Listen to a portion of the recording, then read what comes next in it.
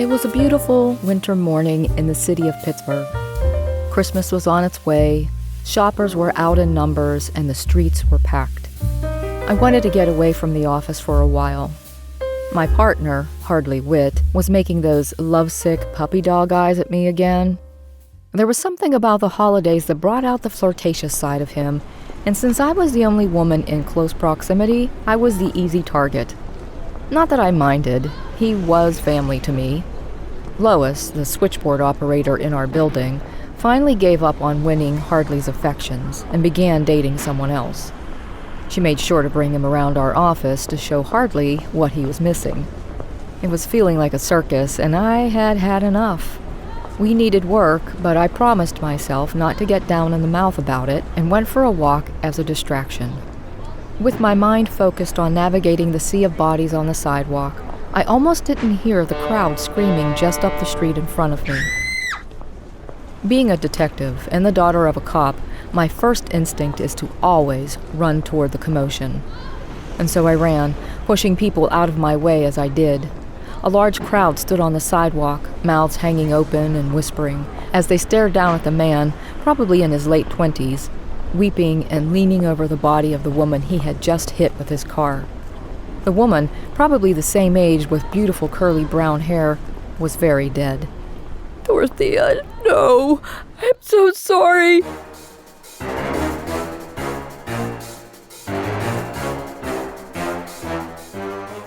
You monster! Hey, back off, lady. This was an accident. I didn't do this on purpose. I love her. I'm sure you do, pal. Now get up off the road and let us take over. Officer Jenkins, remember me? Yeah, you're that Stocking dame. We got this under control. We don't need a private detective, so why don't you just run on home? I beg your pardon? I just happened to be in the neighborhood and wanted to help. We got it under control. Now, step back along with the rest of the crowd. He was right, of course, but I stuck around instead of running on home like a good little girl. Another officer corralled the onlookers back away from the street. I stood near a mailbox a few feet away and watched, just in case. A middle-aged man with graying temples looked like he was about to be sick. He couldn't take his eyes off the body even as the police officer told him to get back. He looked up at me, our eyes locked. He swallowed hard, covered his mouth, and pushed his way through the crowd and disappeared. What's your name? Reggie Larson. Do you know this woman? She's my fiancée. Your fiancée? What's her name? Dorothea Tomlin. How did you come to run her over? You have to believe me. I didn't do it on purpose. There was a crowd of people and she just came flying out in front of my car. You say you loved her, but this doesn't look like something a man who loves his fiancée would do. I'm afraid you'll have to come with me. Jenkins cuffed the poor guy and shoved him into the back of the police car. As sad as it was, I couldn't do anything. This was clearly an accident, and with the crowds as heavy as they were, it was bound to happen to someone. That's what I tried to tell my brain, but my gut was saying something else.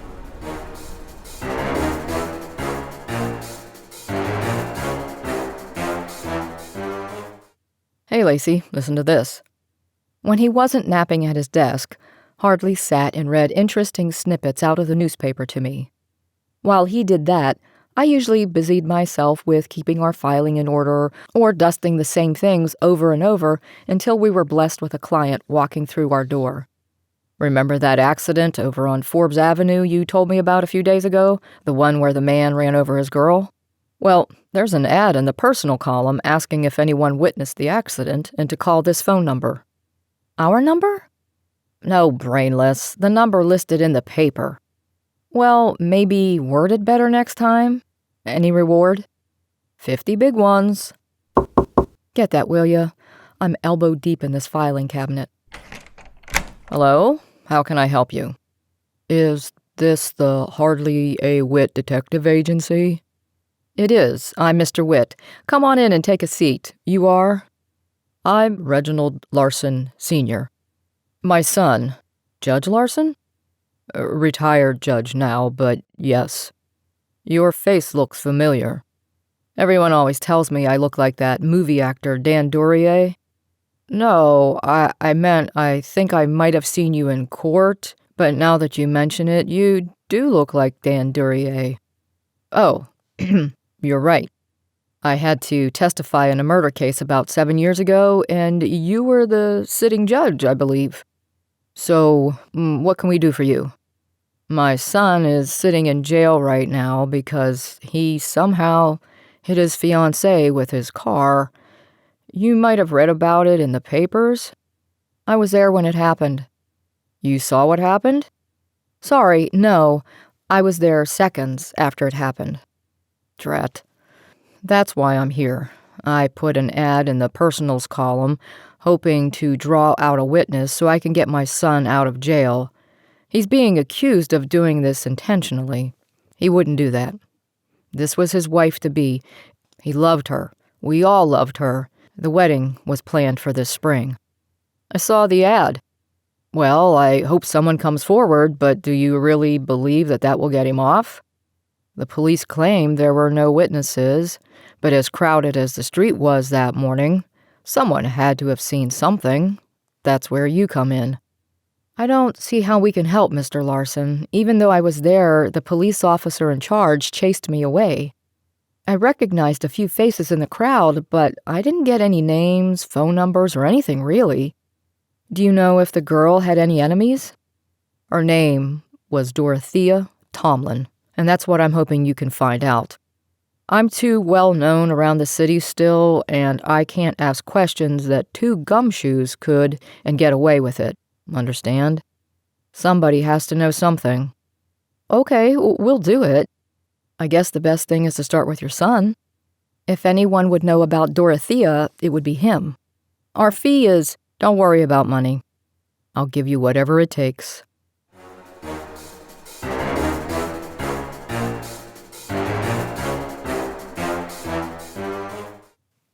We collected our retainer and headed to our favorite diner for lunch before running off to the police department. Sometimes it was best to have a full stomach when meeting with Sergeant Morelli. We needed all the energy we could get when it came to police matters. I bet you'll never guess why we are here. Because you live to make my life difficult. What do you want? By the way, Whit, you still owe me a beer.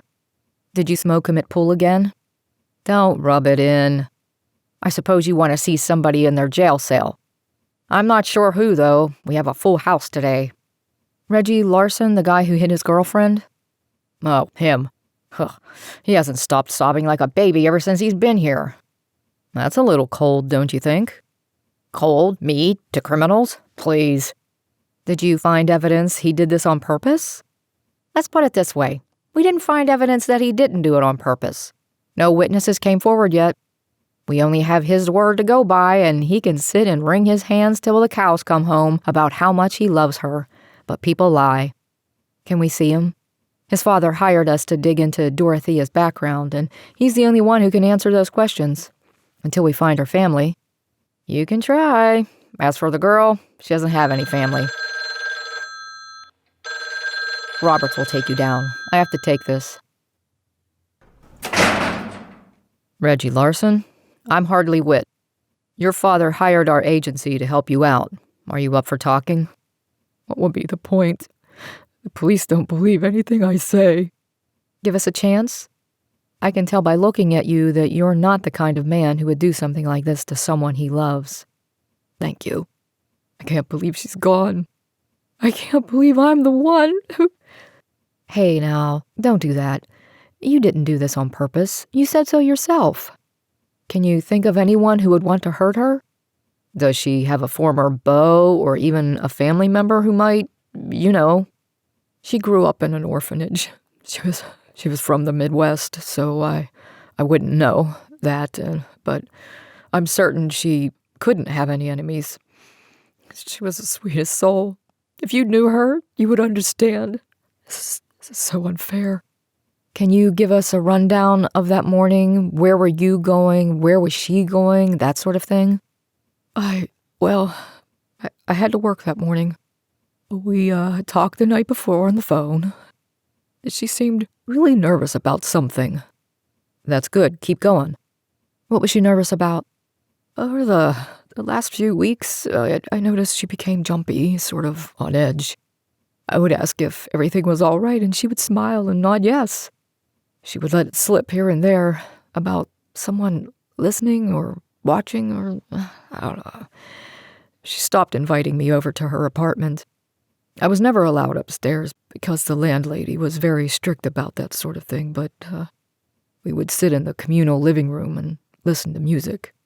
Then out of nowhere, she just stopped asking me over. Were the two of you fighting or anything? No, but I was starting to worry that maybe she wanted to call off the wedding. So why were you out on the street at that time of day? We were supposed to meet to talk something over, and I was on my way when... Where were you supposed to meet? Market Square, which is odd. Why? It's out of the way for both of us. But she wanted to meet in a public place, said she wanted to talk something over and needed privacy. Market Square is hardly private. I can understand that. It sounds weird, but sometimes blending in with a crowd, especially a noisy crowd, offers some privacy. But I'm not going to lie, it almost sounds like she might have wanted to break things off and maybe she felt safer doing it in public? Well, a week ago, I would have thought that too, but she reassured me, said she wanted nothing more than to spend the rest of her life with me. You know, it's strange. Ugh, I hate when people do this. Stop it. Well, what's strange? As I'm talking to you, I'm putting pieces together. She stopped inviting me over. She felt like someone was watching her or listening to her or something. She was jumpy and she mentioned a new person had moved into her building. A man. Alvin S. His last name began with S, something like Schwinn or Schmidt or something or other. Schwartz, maybe? You think there's a connection? Not really, but whenever she would talk about him, she would whisper and act nervous. He could have been hitting on her, and maybe that's all it was. I have a feeling it might be something more serious, and she was about to tell me. And she was on her way to meet you. That's right. I was driving along, and she came flying out off the sidewalk and into... I'm tired. Just help me, please. I would never hurt her. Ever. I think you've given us a lot to go on. What's the address of your fiancé's apartment? We'll swing by and do a little investigating. Go easy on yourself. How did it go? Hey, tough guy. Maybe you should ease up on him. I think he's telling the truth. When are you going to learn criminals make the best actors? His father is a retired judge and a former lawyer. I doubt. Then he knows the law better than the average Joe. Enough, you two. Can you check on someone by the name of Alan Schwinn or Schmidt or what did he say? Schwartz. Are you joking? How am I supposed to check up on someone when you don't even get the name right? It's a start.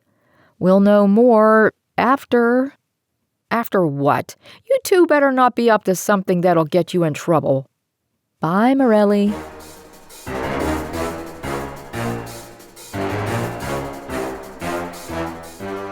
It was getting late. It had been a long day. Hardley and I agreed to start fresh tomorrow and go to Dorothea Tomlin's apartment first thing, so we headed back to the office, discussing the case along the way. The phone rang as soon as we stepped inside. Hello? Miss Stocking, this is Mr. Larson. Are you busy? No, just got in and trying to get warm. What's going on? I thought I should tell you that I received a phone call in response to the ad in the paper. Great! Who was it, and what did they say? They wish to remain anonymous, and I can't be too sure, but I believe they disguised their voice. It happens all the time. What did you learn? This person was there on the street, very close to Dorothea, when it happened. This person believes she was shoved into traffic and not accidentally bumped. So you see, my son is not guilty. Mr. Larson, I understand you want your son to be innocent, but you know how the law works. We need more than that to go on. Oh, I know. But the anonymous person said there was a man who seemed focused on Dorothea. This person was afraid of him, which is probably why they want to stay anonymous. Did they give a description? Not much of one. He was tall. His coat was kind of old and tattered. Might have been a vagrant or someone who wasn't all there. Oh, why did they say that? The man kept mumbling something like, now he'll know how it feels to have everything taken from him right before the accident. Does your son have any enemies? If anyone has any enemies, it would be me. Do you think that might be what this is all about? It could be.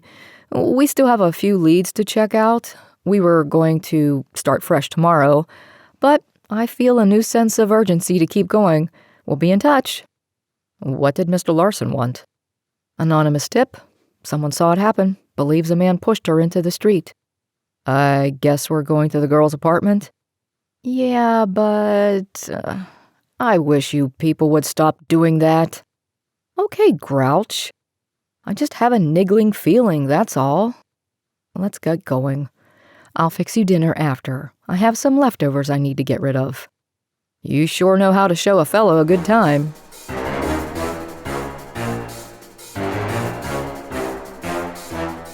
Hardley and I walked over to the girl's apartment, only 5 blocks away from our office. The wind had picked up, and with the sun going down, it was bitter cold. We knocked on the landlady's door. We won't have an apartment available for a few more weeks. We're not here for an apartment. Not to live in, at least. We would like to see the apartment of Dorothea Tomlin. And who are you? We're from the WIT Detective Agency. We just wanted to look around.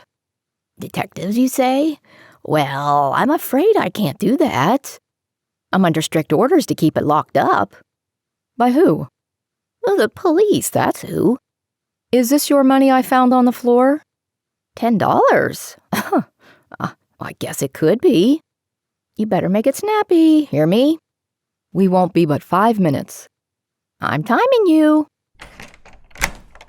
Knowing we didn't have much time, we got right to work, checking drawers, under the bed, in the closet, anywhere we could fit. The apartment wasn't that big, so it didn't take long to find something. Lacey, come here. You found a diary? What's the last entry? It's dated the day before she died. It says, my stomach is in knots most of the time. I know he's following me, but I don't know what to do. Reggie doesn't come over anymore, so I know he's safe, at least for now. How do I tell him that I think he's in danger without sounding like a lunatic? How do I tell him that I might be in danger without worrying him? My mother was sent away for paranoia. Am I really being followed, or am I imagining this? Time's up. We thanked the landlady and raced out the door, nearly crashing into a man coming up the steps. Hardly apologized. I immediately recognized the man's face. We locked eyes, just like we did while standing on the sidewalk right after Dorothea got hit by the car. We continued walking back to the office, but I stopped and grabbed Hardley by the arm after I was sure the man was in the building. What gives? That guy. I saw him on the day the girl died. Let's go back. Come on, I'm hungry. It won't be long. Let's look at the names on the mailboxes at least. Let's see. D. Tomlin, 2A. M. Blank, 2C. Well, what do we have here? A. Schwartz, 2D.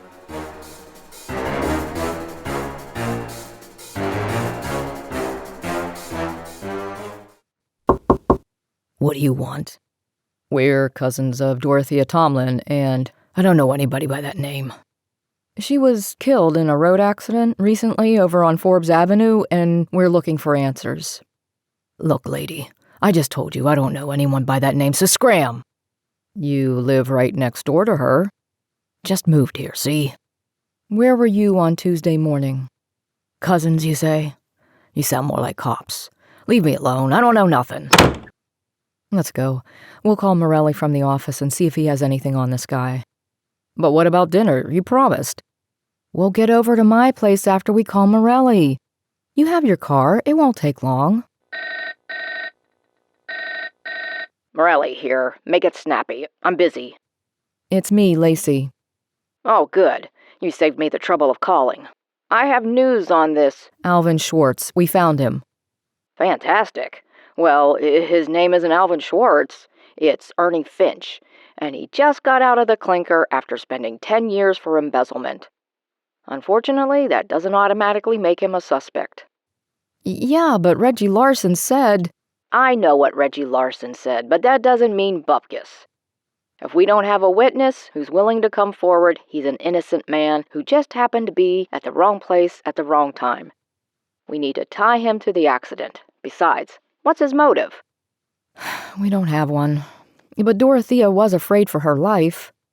How do you know that?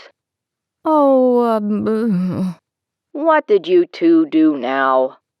The landlady let us into her apartment and we found a diary, and she wrote that she was afraid of someone and afraid for Reggie's safety, which is why she asked him to stop coming over to her apartment.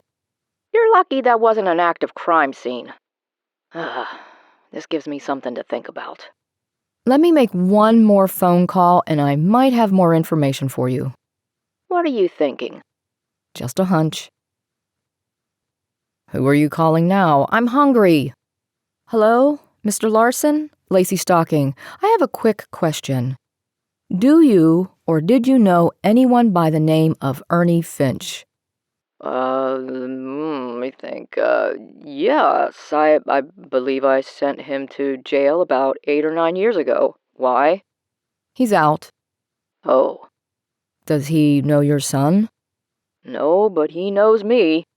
He didn't go quietly. I gave him the harshest sentence I could with no promise of parole. I guess he got out early. Well, we won't jump to any conclusions, but... He vowed to get back at me one day. He's a firecracker, that one. Be careful.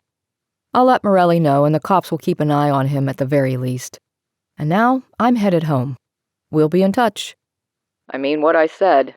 This guy is a loose cannon. I wouldn't put anything past him.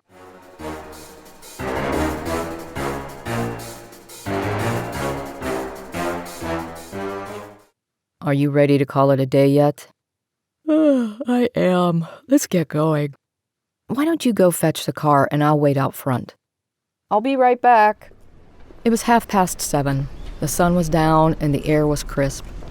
I pulled my scarf over my head and tied it around my neck to keep me warm while I waited on the sidewalk.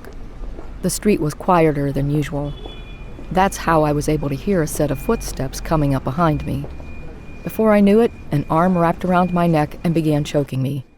If you know what's good for you, you'll back off, or you'll find yourself under someone's car. Get me? It was Alvin or Ernie. Knowing Hardley would be around shortly, I didn't panic. Instead, I took my leg and swung it behind his leg and knocked him off balance. I stepped back and clocked him one right on the nose. That was smarts. Blood squirted out all over his face. While he was distracted with that, I kneed him in the groin. He fell to the pavement. I grabbed the gun from my purse and stood over him. Don't move. Hardley was there in seconds. He ran back up to our office and phoned the police. They came and dragged Ernie Finch away. He didn't go quietly. Stupid broad. I'll get you for this. Why did you kill the girl? You can't pin this on me. There was a witness who saw you push her. I saw you standing there after it happened. Send me to the slammer again, I dare you. At least now that stupid judge will know what it's like. His stupid son lost his stupid girlfriend, and I hope he cries till he's in the grave. Maybe he can tell his old man what it was like to sit in a jail cell for a while. If anything happens to me, Reggie, I love you. I want to spend forever and a day with you. The man next door, he goes by the name of Alvin Schwartz, is dangerous. He watches my every move. If I leave my apartment, he'll open his door a crack and watch me. It has gotten so bad that I'm ready to live in the streets. He keeps asking about your father, but never tells me why. He keeps asking about you, too. Your dad has some protection because of the people he knew when he was a judge. You don't. It's the reason I asked you to stop coming around. My gut instincts are telling me that this man wants to hurt you, and I'm the pawn to make it happen. In case something happens to me, look there first. Alvin Schwartz, apartment 2D. Love, Dorothea. Oh, man, that's rough. Yeah. How's Reggie, Mr. Larson? I encouraged him to take a rest in upstate New York. There's a nice place there, and he'll have round-the-clock care. I don't think he'll ever recover from this. Time heals, I know, but I don't think it will this time.